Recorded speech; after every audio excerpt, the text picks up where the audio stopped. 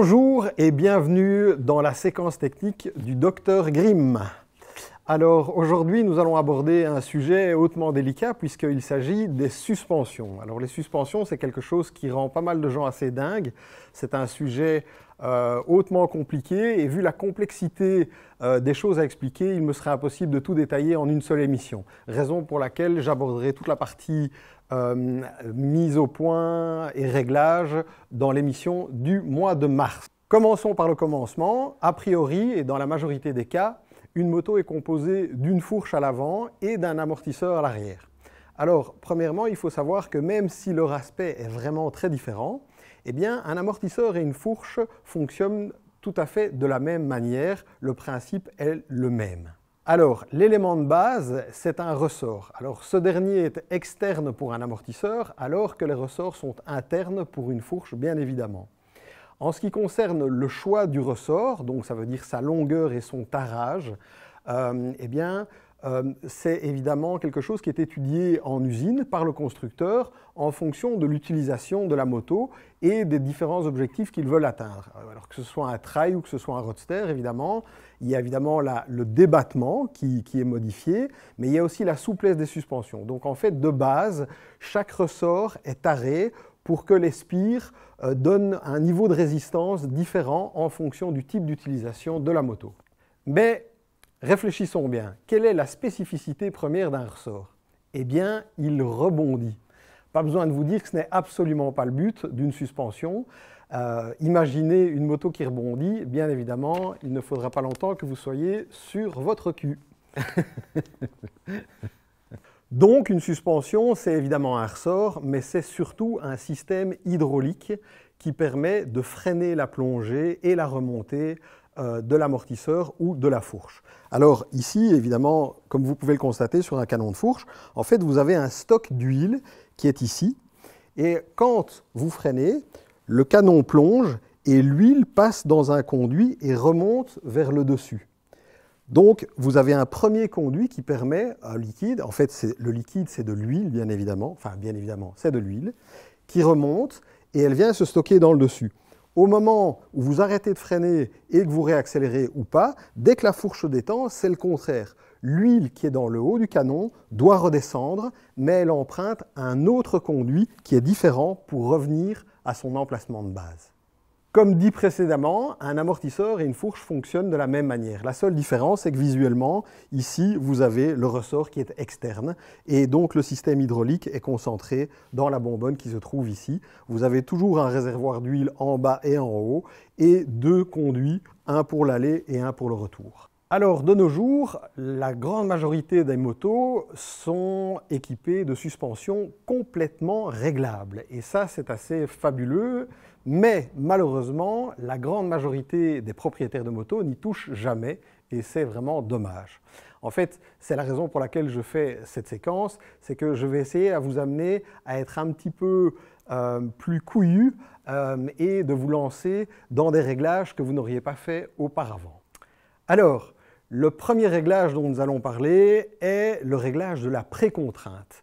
Alors ce réglage n'a absolument aucune incidence sur le système hydraulique de la suspension puisque c'est un réglage purement manuel et mécanique. Comme vous pouvez le constater ici sur cet amortisseur, en fait la précontrainte, ce sont ces vis ici qui permettent en fait de serrer et de comprimer le ressort.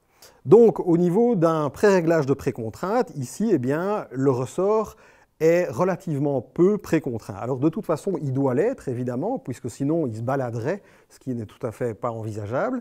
Donc de toute façon, quel que soit le réglage, le ressort doit être légèrement mis en précontrainte. Par contre, s'il est mis relativement peu en contrainte, ça veut dire qu'au moment où il va fonctionner, eh bien, le ressort va pouvoir travailler sur toute sa longueur, et donc c'est un gage de progressivité.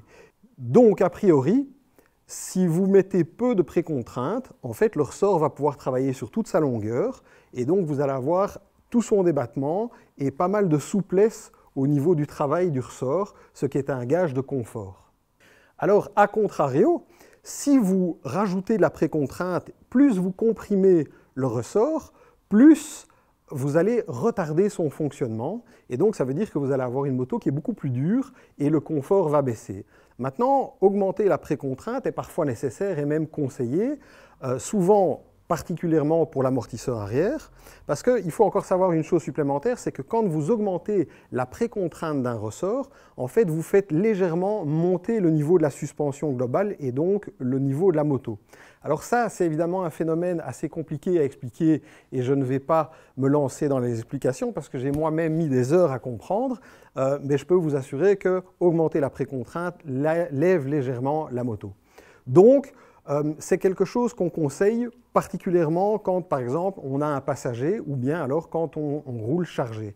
Donc, pas mal de motos ont même un système de précontrainte manuelle qui vous permet de tourner. Plus vous tournez, plus ça précontraint. Et en fait, c'est fait justement pour compenser le poids d'un passager ou de bagages.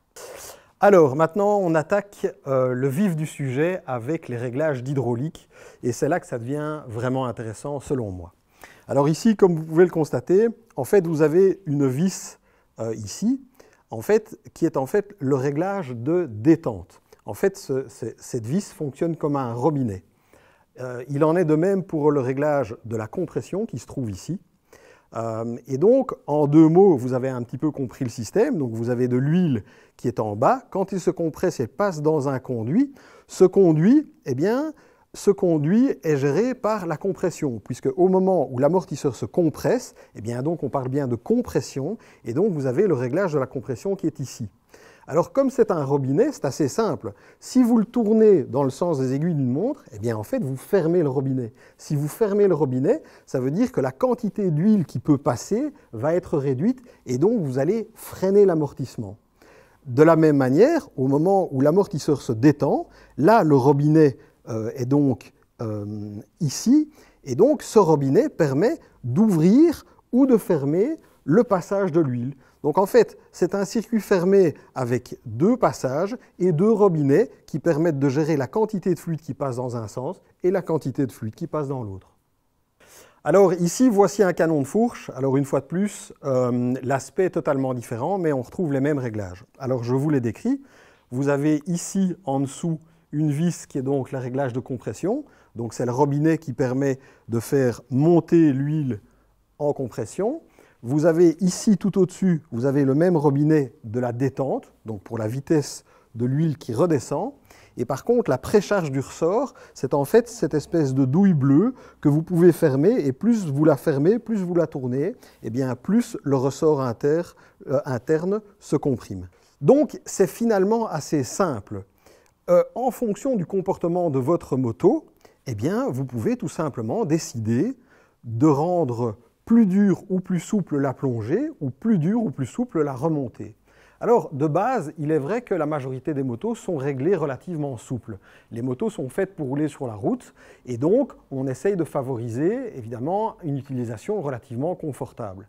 Maintenant, le poids du pilote, le fait qu'il ait un passager, tout ce genre de choses peut avoir une influence, ou aussi votre style de pilotage. Si vous préférez avoir une moto un peu plus ferme, un peu plus dure, eh bien en fait, la première chose à faire, si vous trouvez que vos suspensions sont relativement souples, eh bien vous avez tout simplement à prendre le robinet de compression et vous fermez. Alors ça dépend, vous pouvez fermer, souvent ce sont des clics, mais parfois il n'y a pas de clic, c'est juste une vis qui tourne, et donc vous calculez, vous mettez un demi-tour, ou bien un clic ou deux, et vous fermez tout simplement, et vous faites un test. Et puis vous roulez, vous voyez si c'est un petit peu plus ferme, et si ça vous plaît. Si ça ne vous plaît pas, vous revenez en arrière, vous rouvrez un petit peu.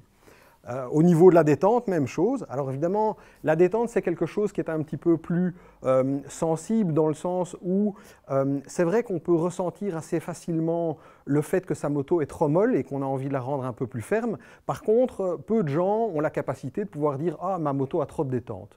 Je dirais que la détente, en général, il y a un test à faire qui est assez simple, c'est qu'en général, quand vous êtes statique à côté de votre moto, si vous poussez sur la moto, en fait, on doit essayer d'avoir une vitesse de plongée qui est égale à la vitesse de remontée.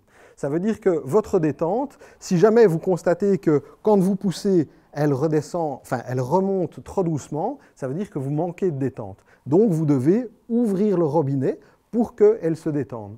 Alors les avantages d'avoir de la détente, c'est que Quand vous faites d'un passage à l'autre et que vous passez de gauche à droite, une moto qui a de la détente est une moto qui a tendance à plus facilement se balancer d'un côté à l'autre, et donc les avantages de la détente sont quand même assez importants. Bon, je viens d'essayer de vous expliquer le plus simplement possible comment fonctionne une suspension, et évidemment le but c'est de vous motiver à essayer.